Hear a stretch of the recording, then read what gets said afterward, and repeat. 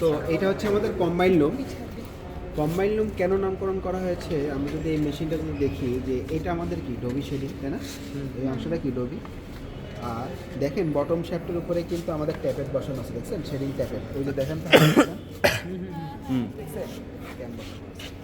তো এই লুমের মধ্যে আমরা কিন্তু at a time tappet shedding mechanism এবং ডবি শেডিং মেকানিজম দুইটাই আছে। যেটা আছে ট্যাপেট শেডিং মেকানিজম, তাই না? আর এটা কি ডবি শেডিং মেকানিজম। ওকে, ও ট্যাপেট ডবি, অর্থাৎ আমরা কিন্তু অ্যাট এ টাইম দুইটা শেডিং মেকানিজম একটা লুমে আমরা কিন্তু করতেছি, এক্সিস্ট আছে। এই ধরনের লুম যখন দেখবো তখন এটাকে আমরা বলবো কম্বাইন্ড লুম। সাধারণত যে কাপড়গুলোকে মিক্সড ডিজাইন বা কমপ্লেক্স ডিজাইন আমরা যখন তৈরি করতে যাব তখন আমরা এই ধরনের লুমে আসবো। অর্থাৎ আপনি যদি চান এখানে যে বটম শার্টের উপরে যে আমরা দুইটা ক্যাম দিয়েছি, তার মানে অন আপ অন ডাউন একটা ডিজাইন করা যাবে। আর ডবির মাধ্যমে ডবি ডিজাইন, অর্থাৎ আপনি একটা ফেব্রিকের মধ্যে প্লেন ডিজাইনও পাচ্ছেন, সাথে কি পাচ্ছেন, ডবি ডিজাইনও পাচ্ছেন। এই ধরনের যে ডিজাইনের ফেব্রিক, এগুলোকে আমরা বলি কম্বাইন্ড ডিজাইন। আর যেই লোম দিয়ে আমরা এগুলো করতেছি সেইগুলোকে আমরা বলি কি কম্বাইন্ড লোম। তা এইটার সাথে এইটার কিছুটা পার্থক্য আছে। দেখেন তো কি পার্থক্য। এখানে একটি লিভার আছে, তাই না? এখানে কানেক্টিং রড দিয়ে বটম শার্ট থেকে ইসেন্ট্রিক আসছে। ওইখানে ছিল ডাবল জ্যাক লিভার, আর এটা কি সিঙ্গেল জ্যাক লিভার। দেখছেন এই যে ডাবল জ্যাক, আগেরটা ছিল ডাবল জ্যাক লিভার, এটা কি সিঙ্গেল জ্যাক লিভার। এটা অনেকটা ওইটার মতো। হ্যাঁ, ওইটার মতো। এখানেও দেখেন এই যে ফিলার আছে, দেখছেন এই যে ফিলার। তারপর কি আপার হুক, লোয়ার হুক, এই যে নিডল আছে, তাই না? সব কিছুই আছে। বাকিগুলো এরকম আছে, এই যে লিভারগুলো আছে, ঠিক আছে? এখন আপনাকে যদি কোশ্চেন করা হয় যে এই যে এগুলো জ্যাক লিভার, আমি শেড হাইট কম বেশি করতে চাই, তখন কি করতে হবে, কোন পজিশনে হাত দিতে হবে? এই জ্যাক লিভারের এখানে চেঞ্জ করতে হবে আমাদের হিল ফ্রেমের পজিশন। আচ্ছা, আবার বলেন। এখন আমি প্রশ্নটা আবার বুঝেন, আমি আমরা যে জ্যাক লিভারটা এখানে সিঙ্গেল যে জ্যাক লিভার, আমি প্রশ্নটা আবার বলি। আমাদের এখানে আমরা হচ্ছে হিল ফ্রেমের শেড হাইট তো আছে, তাই না? শেডটাকে আপনি কতটুকু উঠাবেন নামাবেন, শেড হাইটটাকে আমরা এখন সাপোজ যেরকম আছে এর চেয়ে আরও কমাইতে চাই। শেড হাইট কী করবো, কমাবো। তখন কি করতে হবে, কোন পজিশনে হাত দিতে হবে? এটাকে ওই যে ওইদিকে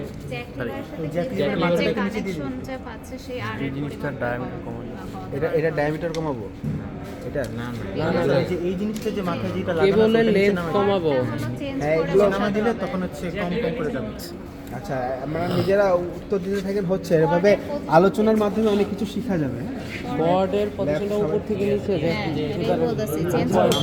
কাজ করতে পারে। সেটা হচ্ছে এই যে দেখেন, এগুলো কিন্তু অনেক জায়গায় এই জ্যাক লিভারগুলোতে কিন্তু করা আছে, দেখছেন গ্রুপ করা আছে। আমি এই অংশটা, অর্থাৎ এই যে এখানে লাগাই দিই, এটা যত নিচে নামাবো তখন শেড হাইট কম হবে, আর যত বাড়বো তত বড় শেড হাইট আর থিটা, এই অনুযায়ী আমরা হচ্ছে কম বেশি হবে। বুঝছেন? এখন এই সিঙ্গেল জ্যাক লিভার দিয়ে কীভাবে করছে দেখেন, এখান থেকে কিন্তু এক একটা থেকে কিন্তু দুইটা করে কর্ড আসছে। এই একটা কর্ড এটার সাথে, হিল ফ্রেমের এই অংশের সাথে, আরেকটা কর্ড ওই জ্যাক লিভারই এই অংশের সাথে। ওইটাতে দুটোটা জ্যাক লিভার একসাথে। আপনি যদি বলেন যে এখানে দুইটা জ্যাক লিভার মিলে একটা হিল ফ্রেমকে কন্ট্রোল করছে, তাহলে ভুল, কনসেপ্ট ভুল। একটা জ্যাক লিভার থেকে কিন্তু দুইটা কর্ড আসছে, একটা কর্ড গেছে এইখানে, একটা জ্যাক লিভার আরেকটা থেকে দুইটা কর্ড এসে একটা এখানে। বুঝছেন বিষয়টা? এখানে কিন্তু বোঝা যাচ্ছে না, কিন্তু এমনি কিন্তু আরো কাছ থেকে দেখলে বুঝতে পারবেন যে ওই যে ওইটার ক্ষেত্রে ডান সাইডেরটার ক্ষেত্রে বোঝা যাচ্ছে, আর এখান থেকে একটা আসছে। ওটার কারণে অর্থাৎ একটা জ্যাক লিভার কয়টাকে কন্ট্রোল করতেছে, একটা হিল ফ্রেমকে কন্ট্রোল করতেছে। আর এখানে দুইটা ছিল, অর্থাৎ দুই পাশে ধরে রাখবে।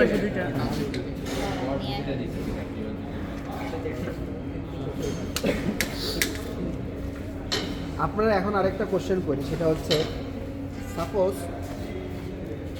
আমাদের তাহলে এখন হিল ফ্রেমের ক্যাপাসিটি কত এই কম্বাইন্ড মিলে, একটু বলেন তো। কিভাবে বুঝবো আমরা, কিভাবে বুঝবো? 12 এটা কয়টা জ্যাক লিভার আছে?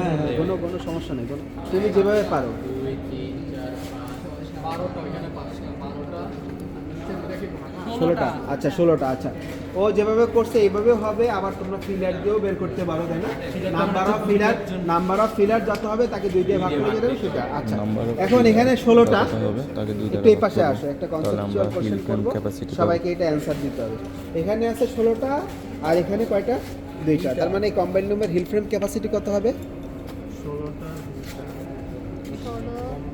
আর 2 দুইটা মেকানিজম তো আলাদা এই চলতেছে এই মেকানিজমের মাধ্যমে এটার মেকানিজমের সাথে এই মেকানিজমের কোনো সম্পর্ক আছে কথা বলো না কেন আচ্ছা, তো এটাকে down- ট্যাপেটের সাথে কি এটার সম্পর্ক আছে এটার সাথে এটার কোনো ট্যাপেট connection আলাদা নাই। এটা আলাদা হ্যাঁ, কিন্তু দুইটা এট এ টাইম কাজ করবে কাজ করবে বিষয়টা বুঝো তুমি মনে করো না যে এখানে 16টা এখানে দুইটা মিলায় 16টা এরকম না এই শুধু এই ডবি শেডিং মেকানিজম এই 16টা হিল ফ্রেমকে কন্ট্রোল করতে পারবে আর এখানে কয়টা আছে দুইটা। তাহলে নাম্বার অফ হিল ফ্রেম কত হলো 18টা এখন আমি যদি আরো বেশি বাড়াতে চাই 20টা করতে চাই তখন কোথায় হাত দিতে হবে তাই বলো তখন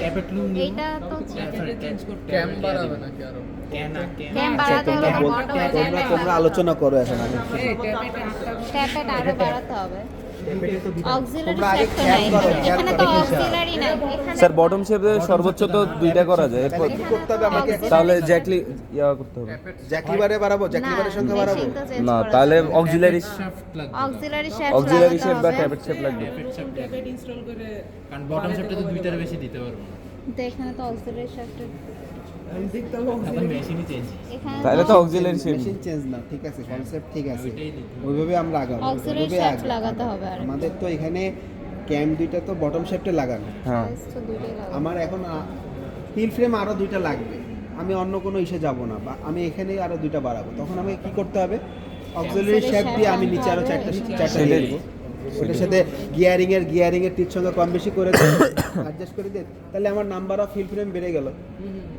তার মানে ডিজাইনটা আমি আরও কমপ্লেক্স ডিজাইন করতে পারবো বিষয়টা বুঝছেন তার মানে কম্বাইন রুমের ইফেক্টিভনেস বা এটার ইম্পর্টেন্স বুঝতে পারছেন তো এটা দিয়ে আমরা কী ধরনের কাজ করতে পারবো দুই টাইপের ডিজাইন একসাথে একসাথে করতে পারবো বটমের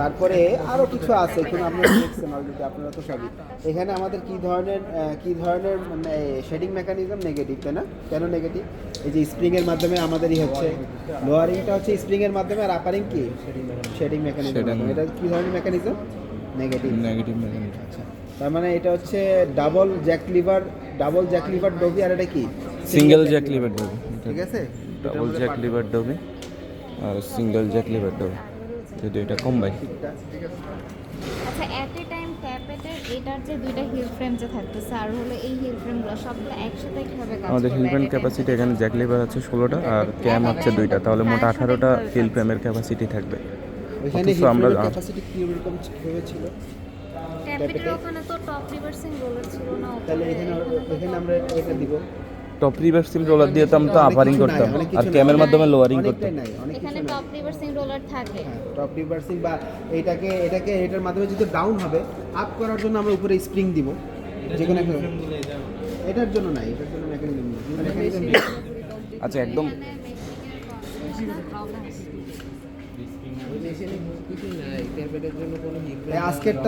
আজকেরই কই আজকের এটাই ওইটাই ছিল স্যার ওইটাই শুধু 4 নম্বর ক্যাম ডবি আর হলো এদিকে হলো টি রিভার ক্যাম ডবির এটা লিখে ফেলছো হ্যাঁ যখন মিশ্র ডিজাইন করব অথবা এখানের মধ্যে ডবি অথবা ক্যাম আমাদের কমপ্লেক্স কোনো ডিজাইনও করতে হবে দুইটাকে একসাথে আর কন্ট্রোল একটা করতে হবে ফ্যাব্রিকের মধ্যে আমরা দুইটা ডিজাইনই একটা টাইম একসাথে করতে করতে যাবো তখন আমরা তো এই ধরনের Combine রুমগুলো করো যেটা আমাদের অন্য কোথাও তো পসিবল না তারপরেরটা একটু দেখি তারপরেটা ছিল হলো এই যে এটা হাইডের যেটা বলছিলেন হ্যাঁ ওইটা তো শেড হয়েছে how can you shed height adjust double ওই যে জ্যাক লিভারের যে আমাদের গ্রুপ করা আছে সেটাকে এই পাশে কিন্তু করার সুযোগ আছে দেখছো এই পাশেও দেখো এই যে এগুলা দেখছো? ও, অর্থাৎ এই যত সামনের দিকে আসবে শেড হাইট কত আমাদের তত কম হবে। শেড হাইট যদি চেঞ্জ করতে চাই তাহলে এখানে জ্যাক লিভারের যে গ্রুপিংগুলো আছে সেটাকে সামনে পিছে করার মাধ্যমে হাইট শেড আপনি হবে দেখেন এটা।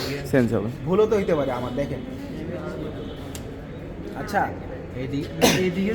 ওদিকে গেলে বাড়ার কথা আচ্ছা এই সামনে চলেন তো। ওইটার তো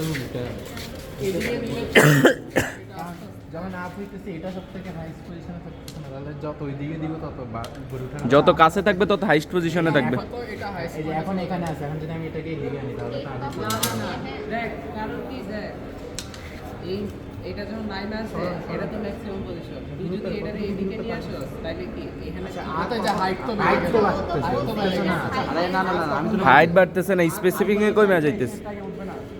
না উঠাতে এখন চিন্তা কর, ধর এখন এটা যেখানে পজিশনে আছে এটা থেকে এখন ধর এখানে লাগা, দেখ এটা উপরে উঠে আছে না, এটাই তো হাইট বাড়া। না না হাইট ও যেটা বলছে শেড হাইটটা বলতে হচ্ছে শেডের মধ্যে যে যে গ্যাপটা তৈরি হয় সেটাই তো। তার মধ্যে দিয়ে আমরা হিল ফ্রেমকে পাস করি, হুম। ওইটাকে আমরা বাড়াবো কমাবো। এখন ওইটা কিসের উপর ডিপেন্ড করবে? হিল ফ্রেমটাকে আমি যত কম উঠবে হ্যাঁ শেড হাইটটা তত কম হবে। কম হবে। হিল ফ্রেমটা যত উপরে উঠবে তখন শেড হাইটটা কি হবে? বেশি হবে। বেশি হবে। এটাই তো আমাদের কনসেপ্ট। জি। এখন এটাকে আমরা কিভাবে অ্যাডজাস্ট করবো, এটা হচ্ছে আমাদের কোশ্চেন। এবং এখানে আমরা কিভাবে অ্যাডজাস্ট করবো, এখানে তো আমরা দেখবো হুম। এখানে আমরা কীভাবে অ্যাডজাস্ট করবো সেটা হচ্ছে আমাদের কোশ্চেন। এটা আমাদেরকে বের করতে হবে কীভাবে, সেটা আপনাদের কাছে আমাদের কোশ্চেন। আমি বলছিলাম যে এখন আপনারা নিজেরা একটু এক্সপ্লোর করে দেখেন যে কী হতে পারে।